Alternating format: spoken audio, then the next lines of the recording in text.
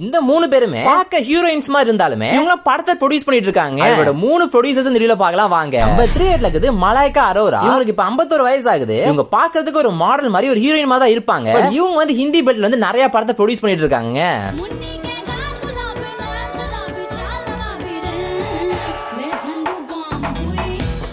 Number 2 இருக்குது காவியா மாறன் தான். இவங்க நம்ம கலாநிதி மாறன் சாரோட பொண்ணு. இவங்க எஸ்ஆர்எஸ் டீம் இவங்க தான் வாங்கியிருக்காங்க. வந்து ப்ரொடக்ஷன் இவங்களுக்கு நிறைய வேல்யூஸ் இருக்குன்னு சொல்றாங்க. இவங்களுமே பார்க்க செமையா ஹீரோயின் மாதிரி தான் இருப்பாங்க.